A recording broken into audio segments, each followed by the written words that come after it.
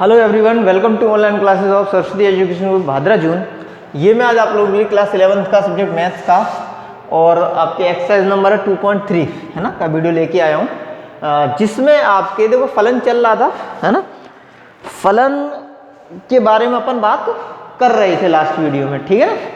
अब इस वीडियो में अपन चूंकि फलन की परिभाषा है, मैंने बताया 4 परिभाषाएं होती हैं, ठीक, और उनका क्या क्या यूज रहता है वो विद एग्जाम्पल, यानी कि मैंने एग्जाम्पल के तौर पे वो चित्र भी बताया था आपको, और आपको 2.3 का पहला क्वेश्चन भी एज अ एग्जाम्पल सेट किया था आपके लिए, ठीक। अब अपन आगे देखेंगे, ध्यान से देखिएगा भाई। अब अपन आगे देखेंगे इसमें कि देखो ये आपके एक्सरसाइज नंबर 2.3 का पहला क्वेश्चन एग्जाम्पल हो गया। फलन के बारे में आपको बता चुका हूं। अब फलन के प्रकार से संबंधित अपन देखेंगे चीजें, ठीक है। तो ये है आपके फलन के प्रकार, ठीक है ना। तो फलन के प्रकार में अपन देखेंगे तो इसकी एक शॉर्ट ट्रिक है भाई। एक शॉर्ट ट्रिक है आपकी CPRLEMT। वैसे देखो क्या होता है कि फलन जो टॉपिक है ना, उसमें जब ये अच्छे लेवल पे चलता है, यानी कि पूरे इन्स एंड आउट्स लेके चलते हैं, तो ऐसे में आपके 1.5 घंटे के लगभग 8 लेक्चर्स होने ही होने चाहिए, तब बेसिक्स हो पाते हैं, है ना। तो अपन देखते हैं कि अपन भी लेंगे, है ना, सारी चीज़ें लगभग लेके चलेंगे अपन, लेकिन उसको ट्रिक वाइज लेके चलेंगे, जिससे अपना टाइम भी सेव हो और आपको समझ में भी आसानी से अच्छे तरीके से आ जाए, ठीक। तो देखो क्या है CPRL और क्या है आपके CPRLEMT और I और इन दी एंड आगे है आपके यहाँ पे G, ठीक। CPRLEMTIG, CPRLEMTI।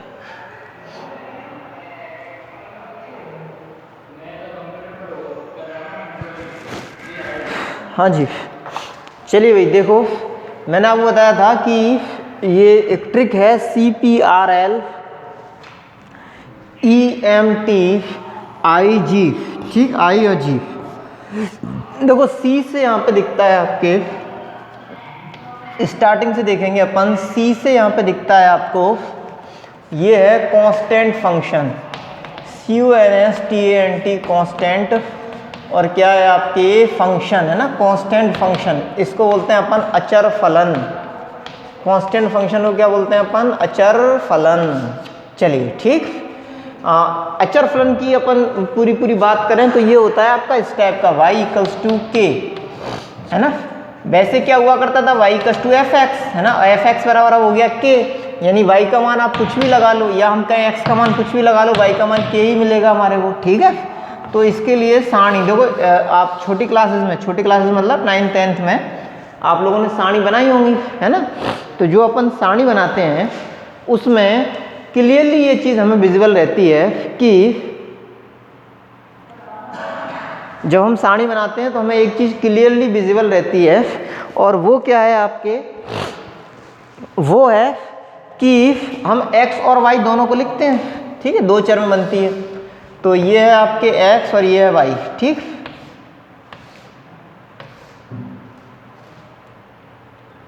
तो इन दोनों में अपन देखेंगे, यहाँ पे ध्यान से देखिएगा।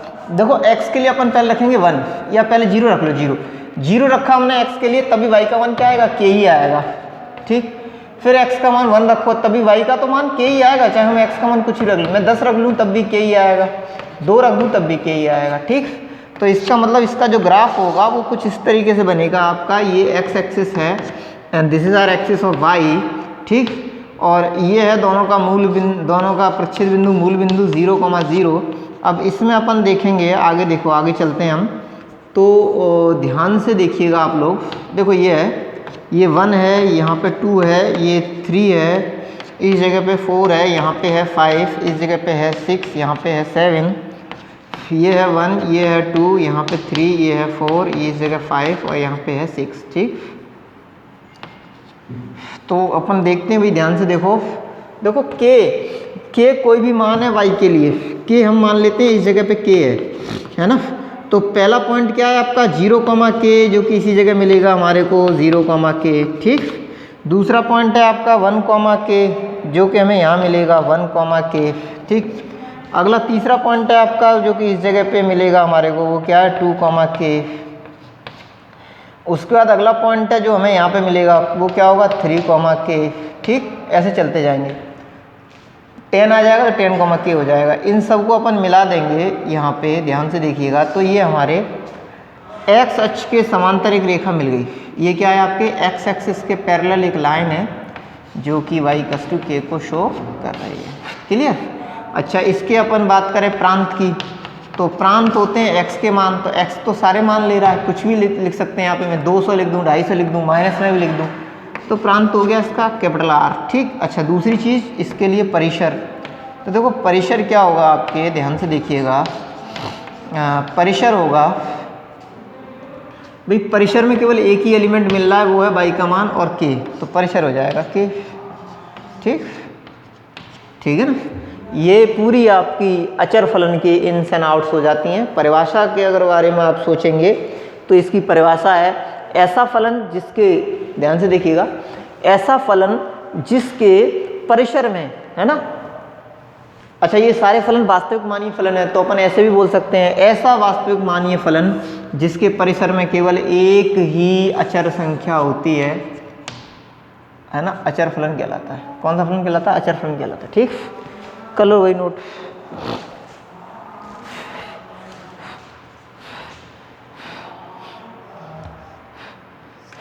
ठीक,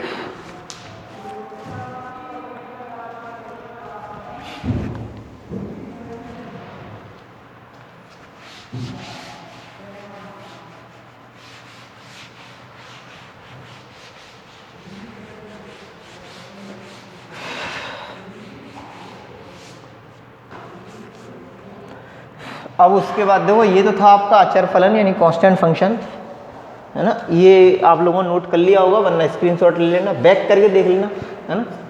अब दूसरे पे आते हैं अपन, वो है polynomial function, P for polynomial function. P for क्या है? Polynomial function.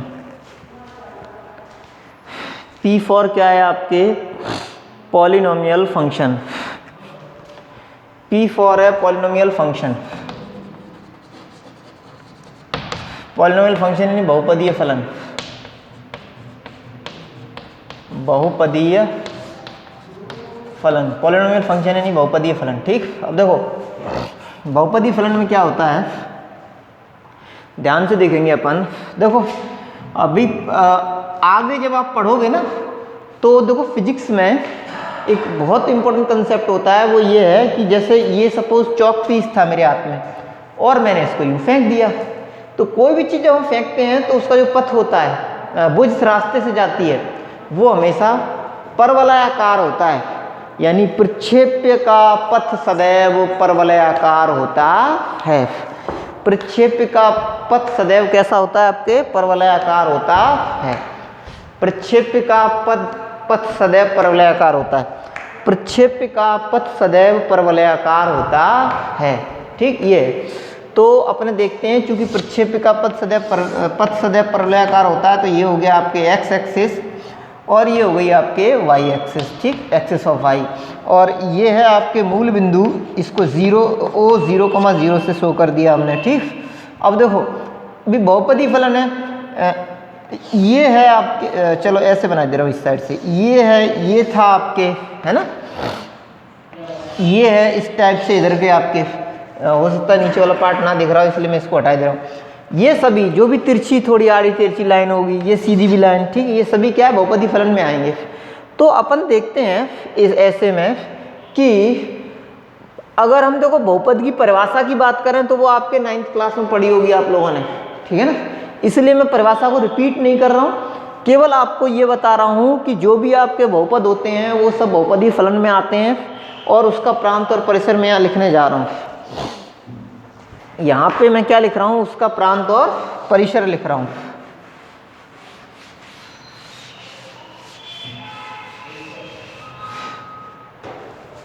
ठीक, तो बहुपदी फलन का देखो प्रांत हो गया r यानी वास्तविक संख्याओं का समुच्चय, r यानी कि वास्तविक संख्याओं का समुच्चय।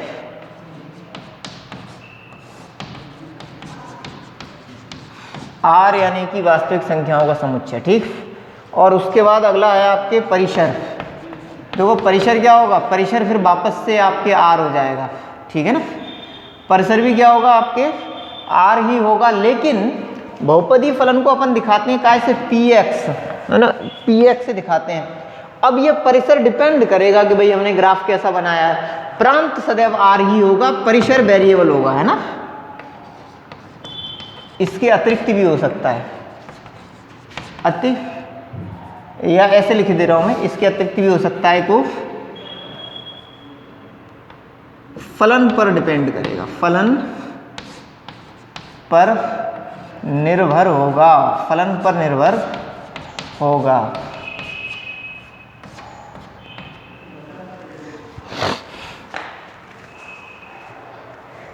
फलन पर निर्भर होगा, फलन पर निर्भर होगा। उसके बाद देखते हैं अपन आर। आर से बनेगा आपका रेशनल फंक्शन। आर से क्या बनेगा, रेशनल फंक्शन। आर से बनेगा आपके रेशनल फंक्शन। रेशनल फंक्शन यानी कि परिमेय फलन।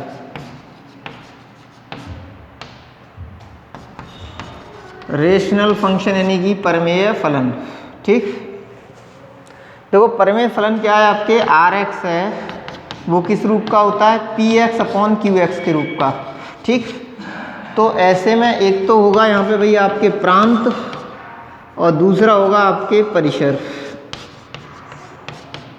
ठीक। तो देखो ध्यान देंगे अपन कि प्रांत क्या रहेगा, प्रांत है आपके कैपिटल आर, प्रांत ऑलरेडी कैपिटल आर है, परिसर भी कैपिटल आर होगा, लेकिन उसमें चूंकि हमें पता है जिन बिंदुओं पर x के जिन मानों के लिए हम पहले से जानते हैं परिमेय संख्याओं के बारे में, है ना, कि परिमेय संख्या क्या होती हैं, p अपॉन q के रूप की संख्याएं परिमेय संख्या कहलाती हैं, जिसमें p और q दोनों पूर्णांक होते हैं और q 0 के बराबर नहीं होता। तो जहाँ q 0 के बराबर हो जाएगा वहाँ पे फिर ये अपरिभाषित हो जाएगा ना। तो इसलिए r में से घटा दो आप लोग, क्या घटाओगे, x सच दैट x, और x किसके इक्वल है, और भाई वो पॉइंट हम हटा देंगे, x के वो मान हटा देंगे जिनके लिए क्यू एक्स इक्वल्स टू क्या हो, 0 हो जाए।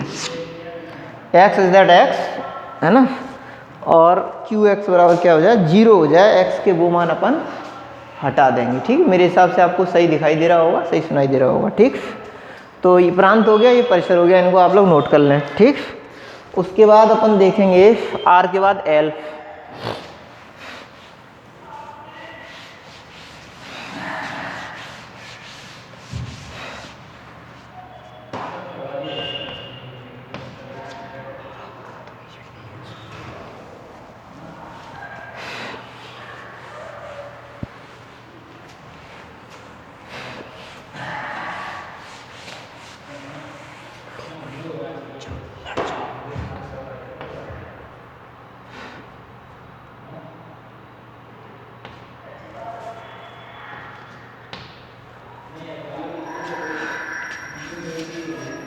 उसके बाद अगला है आपके लघुगणकीय फलन। लघुगणकीय फलन, लघुगणकीय फलन मीन्स लॉगरिथमिक फंक्शन। लघुगणकीय फलन का मतलब क्या है, लॉगरिथमिक फंक्शन,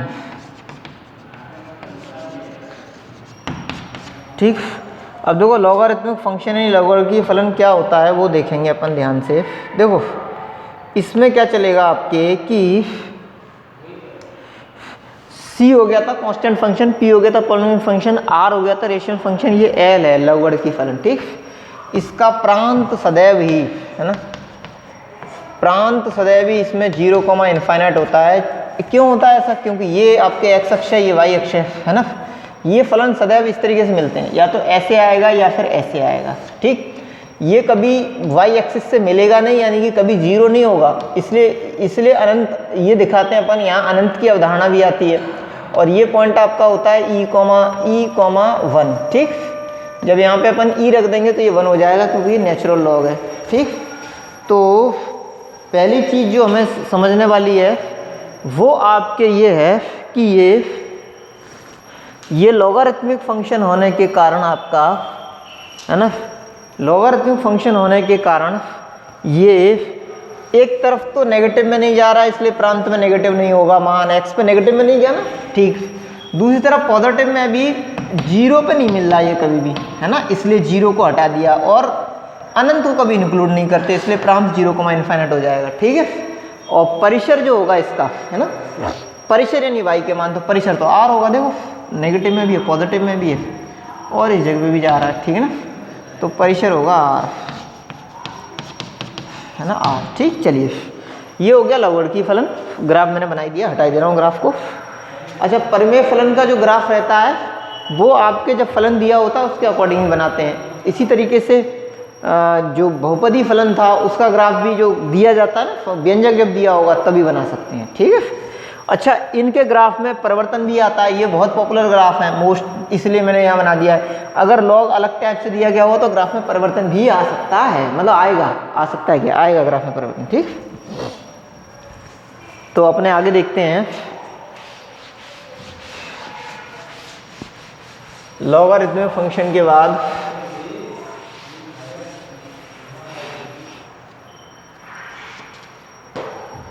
ई फॉर है एक्सपोनेंशियल फंक्शन।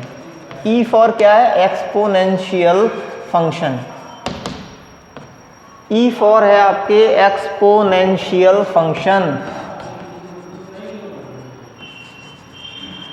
एक्सपोनेंशियल फंक्शन यानी कि चरघातांकी फलन।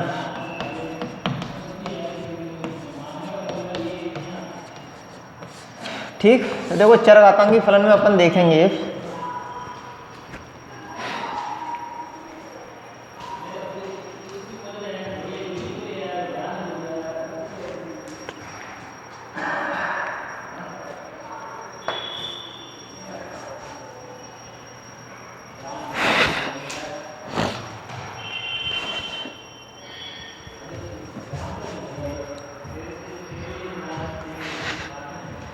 तो देखो चरघातांकी फलन यानी कि एक्सपोनेंशियल फंक्शन में अपन देखते हैं क्या होगा, ध्यान से देखिएगा भाई। इससे पहले हमने पढ़ा था लॉगरिथमिक फंक्शन, उसका ये ठीक अपोजिट है यानी विपरीत है। और इसका क्या होता है, देखो लॉगरिथमिक फंक्शन के ऐसे बने थे ना ग्राफ यू, ठीक। अब अपन देखते हैं इसकी अगर अपन मिरर इमेज ले लेंगे तो जो जहाँ एक्स एक्स देखो मतलब इनवर्स यानी कि विपरीत करने के लिए अपन एक्स एक्सिस की जगह वाई कर देते हैं, वाई की जगह एक्स। तो जहाँ एक्स लिखा है वहाँ वाई कर देंगे, जहाँ वाई लिखा है वहाँ एक्स कर देंगे। तो अपन अगर इसको यू कर दें, है ना, एक्स की जगह वाई, वाई की जगह एक्स कर दें, तो ये जो पड़ी लाइन है ये खड़ी लाइन हो जाएगी, ये खड़ी लाइन, ये पड़ी लाइन हो जाएगी। तो ऐसे होते ही यही चीज़ हमारे को ऐसे करके दिखने लगेगी, जो कि अभीष्ट ये दोनों ही लाइन है आपकी चरघातांकी फलन की क्या हैं, ग्राफ हैं। जो कब मिली है? जब हमने लॉगरिथमिक फंक्शन में एक्स की जगह वाई और वाई की जगह एक्स कर दिया है। क्लियर है? मैं डाल दे रहा हूँ मैं इसको, ठीक। अच्छा, प्रांत और परिसर देख लो। देखो प्रांत होता है इसका आर, ठीक। आर प्रांत क्यों होता है? इसमें उल्टा हो गया ना, एक्स की जगह वाई, वाई की जगह एक्स कर दिया। तो देखो भाई एक्स पे हम देखो माइनस से लेके प्लस तक जा रहे हैं तो आर हो गया, माइनस अनंत, इधर माइनस अनंत होगा, इधर प्लस अनंत होगा, तो माइनस अनंत से लेके प्लस अनंत तक गए, इसलिए प्रांत हो गया इसका आर, ठीक। अच्छा, इसमें परिसर क्या हो जाएगा आपके? परिसर हो जाएगा 0 से इनफाइनाइट, ठीक। 0 से इनफाइनाइट ये हो जाएगा परिसर, आर और 0 से इनफाइनाइट, ठीक। चरघातांकी फलन को मिटा रहा हूँ मैं, मॉडुलस फंक्शन पे चल रहा हूँ।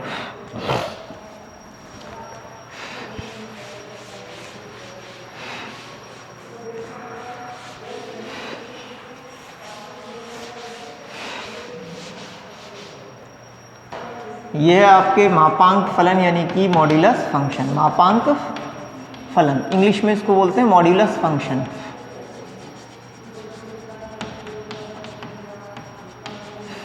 इंग्लिश में क्या बोलेंगे अपन? मॉड्यूलस फंक्शन, ठीक। अब देखो ध्यान देंगे, मापांक फलन यानी कि मॉड्यूलस फंक्शन में क्या है आपके,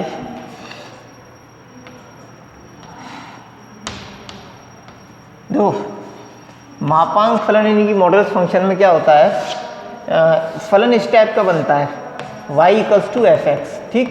मापांक फलन दूरी को दिखाता है, और तुम लोग 9th 10th 6th 7th 8th, है ना, छोटी क्लासेस में ये पढ़ते आए हो कि दूरी सदैव धनात्मक होती है, कभी ऋण की नहीं आती दूरी, है ना। डिस्टेंस कांट बी नेगेटिव, दूरी कभी ऋण की होती नहीं है ना। तो ओम हरि, तो चूंकि दूरी कभी ऋण की नहीं होती ना, माइनस की नहीं होती, इसलिए मापांक फलन से बाहर आने वाली संख्या कभी ऋणात्मक नहीं होगी, ठीक है। तो अपन देखेंगे ये अपने हो गई Y axis and this is are axis of X. Good, चलिए तो यहाँ पे जब हम इसको ओपन करेंगे देखो दो आएंगे, एक पॉजिटिव एक्स और ये आएगा नेगेटिव एक्स। पॉजिटिव एक्स के केस तब आएंगे जबकि X greater than equal to 0 होगा, और नेगेटिव एक्स का केस तब आएगा जब एक्स इज लेस देन 0 होगा, ठीक। भाई 0 भी नेगेटिव में नहीं आता, पॉजिटिव नहीं होता, 0 बात अलग है, न्यूट्रल होता है, नीदर नेगेटिव नॉर पॉजिटिव, ठीक ना। तो नेगेटिव ना पॉजिटिव, लेकिन नेगेटिव में नहीं आता, ये कंफर्म है, ठीक। तो अपन देखते हैं इसके बाद, ध्यान से देखेंगे कि देखो ये है आपके 0,0, ये पॉइंट है O 0,0, ठीक। इधर की तरफ अपन पॉजिटिव गए और इधर की तरफ के लिए अपन गए नेगेटिव।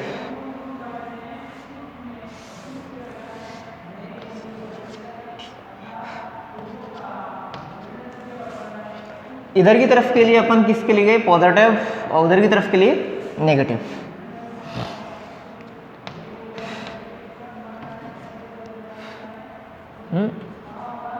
समझ गए ना आप लोग, ठीक। उधर की तरफ के लिए पॉजिटिव के लिए उधर की तरफ और नेगेटिव के लिए इधर की तरफ, ठीक। चलिए तो अपन देखते हैं कि ये हुआ O 0,0 है ना, और इस साइड के लिए पॉजिटिव, इस साइड के लिए नेगेटिव। तो यहाँ से देखो ये क्लियर है, अपन एक्स में नेगेटिव में तो जा ही नहीं रहे हैं ना, ऋण में नहीं गए ना एक्स के लिए। तो यहाँ से देखो प्रांत जो बनेगा वो क्या होगा आपका आर। अच्छा वाई पे हम क्या है, वाई पे ध्यान से देखिएगा आप लोग, एक्स पे हम पॉजिटिव में भी गए नेगेटिव में भी गए, ठीक है। मैंने थोड़ा गलत बोल दिया, वाई के लिए बोलना था वो एक्स के लिए बोल दिया, ठीक है। तो अपन देखते हैं कि एक्स पे तो हम नेगेटिव में भी जा रहे हैं, देखो नेगेटिव एक्स की तरफ भी जा रहे हैं, पॉजिटिव एक्स की तरफ भी जा रहे हैं। तो ये आर होगा, या इसको दूसरे शब्दों में कहें हम तो माइनस अनंत से प्लस अनंत तक चलेगा कार्यक्रम, ठीक। अच्छा इसके बाद अपन अगर प्रांत के बाद देखें परिसर, तो देखो परिसर क्या होगा आपके, ध्यान से देखिएगा, परिसर बनेगा आर प्लस प्लस 0 भी सम्मिलित होता है, ठीक, क्यों 0 निकलता है बाहर स्पेस से, ठीक है। तो आर प्लस 0 क्यों, क्योंकि देखो वाई एक्स पे ऊपर तो जा ही रहा है ना, आर प्लस में तो जा ही रहा है, साथ ही 0 और सम्मिलित है, ठीक है ना, इसलिए। तो ये हो गया आपके मापांक फलन। इसके बाद अपन ट्रिग्नोमेट्रिक फंक्शन देखेंगे। ट्रिग्नोमेट्रिक फंक्शन की कहानी थोड़ी सी लंबी है, इसलिए मैं इसको सबको मिटा रहा हूँ, आप लोग नोट कर लें यहाँ तक।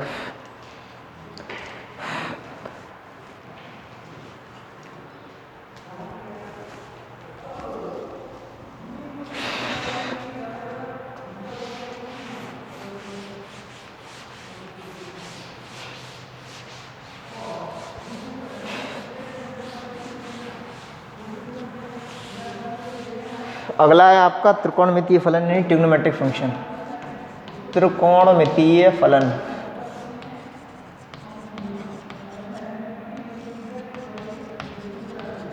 मितीय फलन यानी ट्रिगोनोमेट्रिक फंक्शन।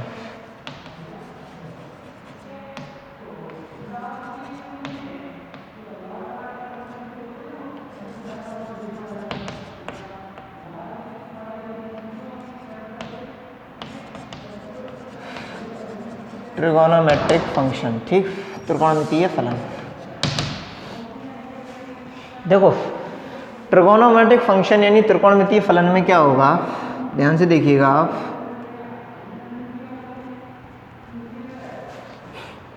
कि देखो ट्रिगोनोमेट्रिक फंक्शन यानी कि त्रिकोणमितीय फलन, ट्रिगोनोमेट्रिक फंक्शन यानी कि त्रिकोणमितीय फलन। देखो इसमें क्या है भाई, त्रिकोणमितीय फलन आपने 10th क्लास में पढ़े हुए हैं, राजस्थान बोर्ड में तो 9th क्लास से स्टार्ट हो जाती है ट्रिग्नोमेट्री, ठीक है ना। तो वहाँ पे आपको क्या है 6 फलन पढ़ाए गए हैं। पहला था आपका साइन, है ना, कोण इसके साथ थीटा लगता था, साइन थीटा। दूसरा था आपके कॉस थीटा। तीसरा था आपके साइन कॉस टेन थीटा। चौथा था आपके साइन कॉस टेन, उसके बाद सेक थीटा। अगला है आपके कोसेक थीटा। पाँचवा है कोसेक थीटा। उसके बाद छठा है आपके कॉट थीटा, कॉट थीटा, ठीक। पहला साइन थीटा, दूसरा है कॉस थीटा, तीसरा है टेन थीटा, अगला है टेन थीटा के बाद sec theta, cosec theta, cot theta.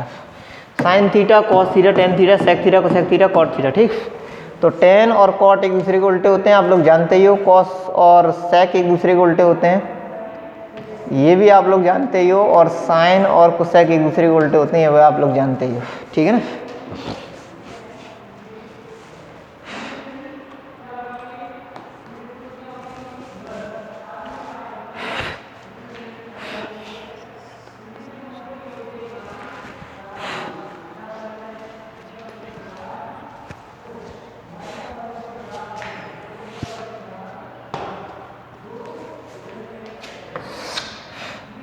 पहला है आपके साइन थीटा, ठीक है ना, साइन थीटा। तो क्या होगा आपके y इक्वल्स टू, इसको लिखेंगे अपन साइन थीटा।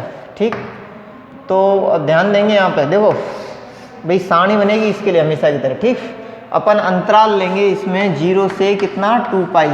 ठीक, 0 से 2 पाई का अंतराल लेके चलेंगे, या माइनस पाई से लेके प्लस पाई तक का अंतराल लेंगे। ठीक, देखो अपन देख माइनस पाई से लेके प्लस पाई तक का लोगे तो थोड़ा आसान रहेगा आपके लिए। ठीक है, इसलिए मैं 0 से 2 पाई वाला हटा दे रहा हूँ।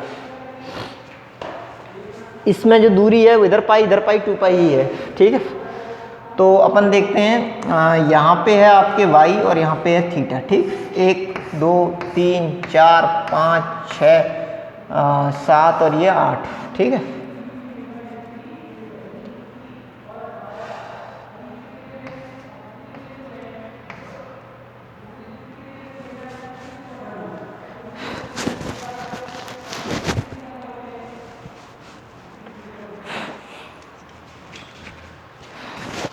ठीक, तो अपन देखते हैं। देखो अब एक आपके लिए होमवर्क है, मैं यहाँ पे कुछ मान लिख रहा हूँ, उनके आपको ट्रिग्नोमेट्रिक वैल्यूज ढूंढ के बतानी है, या तो नेट से देखो या बुक वगैरह से देख के बतानी है। लेकिन ठीक, तो देखो थीटा का मान बिल्कुल बीच में होगा एकदम 0। ठीक, 0 के बाद इधर होगा π/2, उसके बाद होगा पाई, उसके बाद 3π/2, उसके बाद होगा अपने 2 पाई। इसी तरीके से इस साइड में चलेंगे अपन तो -π/2, उसके बाद -पाई और उसके बाद माइनस का 3π/2। ठीक, -2 पाई मैंने नहीं लिखा है, इन पे आपको मान बताना है। जैसे कि आप लोग जानते होंगे 0 पे 0 होता है, 0 π/2 पे कितना होता है 1 होता है। ठीक है, इस पे -1 आए वो आ जाएगा आपके। ठीक, ठीक है, तो ये मान आपको बताने हैं, ये आपके लिए होमवर्क है, तब आपको समझ में आएगा आगे। ठीक है ना, चलिए नहीं आते हैं तो मैं अगले में बता दूंगा। जय माता दी।